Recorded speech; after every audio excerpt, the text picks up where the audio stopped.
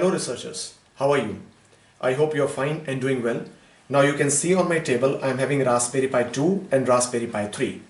Now in the previous video I've already demonstrated the difference between Raspberry Pi 1, Raspberry Pi 2 and Raspberry Pi 3.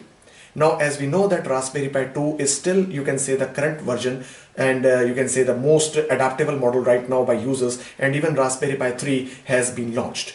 But you can say, if you see the difference or the ergonomics, which if I twist over here, so you cannot find much better difference into Raspberry Pi 2 and Raspberry Pi 3. But the only big difference which makes Raspberry Pi 3 an edge portable microcontroller, or you can say the big portable computer in your hand, is the inclusion of this thing as well as this thing, which contains your Wi-Fi and Bluetooth, which means that we don't have to plug in a separate Wi-Fi dongle, as it was not having any Wi-Fi over here.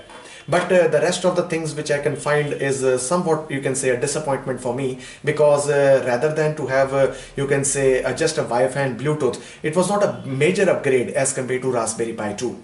So what things in this video I would like to cover, and I would like to also suggest Raspberry Pi Foundation, that what they can do in Raspberry Pi 4 so that they can make it more better. So if you compare Raspberry Pi 2 with Raspberry Pi 3, you can find that it is having only 1 gigahertz and 1.2 gigahertz. So you can say that only inclusion of 200 megahertz will not make a bigger, you can say, performance comparison. And Raspberry Pi claims that it is having almost 40% more increase in 30% in Raspberry Pi 3, which I have to feel when I play Minecraft or maybe do some multitasking on Raspbian or maybe Ubuntu or maybe Kali Linux or Windows IoT.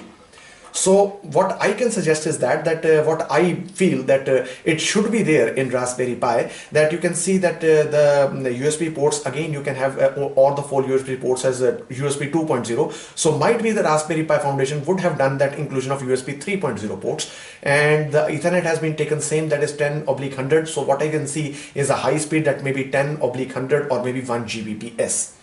So maybe the inclusion of Wi-Fi and Bluetooth is a good thing over there. So it is again having 1 GB of RAM and 1 GB of RAM. So I would have found that if you are launching good Raspberry Pi, at least 512 MB RAM could have been increased. That might be the Raspberry Pi 3 could have at least 1.5 GB or maybe the 2 GB of RAM, but maybe a slight increase in some dollar, maybe $35 to $40. So this would be a good upgrade. So rest I can see that Raspberry Pi Foundation must have taken one good step in order to increase with the Raspberry Pi on board with a sensor like a temperature sensor or humidity sensor, so that the people should be able to interact more with the sensors.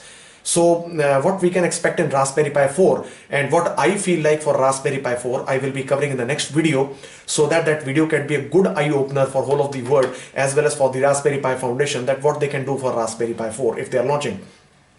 So in this video, I just suggest to Raspberry Pi that if you want to upgrade, if you don't have the Model 2, you can strictly go to Model 3. But if you have Model 2 and if you want to buy Model 3, I suggest that if you are very good into, if you are having a 2 with a, you can say this Wi-Fi dongle, so not a big upgrade. So just a 200 megahertz upgrade in the processor. Rest, the speed could have been somewhat increased, so not a bigger difference. So I can say that if you want to upgrade into Raspberry Pi 2 to Raspberry Pi 3, you can upgrade, but not a full suggested upgrade if you are having this Wi-Fi dongle. So I can say that still I'm somewhat not very much, you can say, satisfied with Raspberry Pi 3, as it could have been done somewhat better. Thank you so much. I hope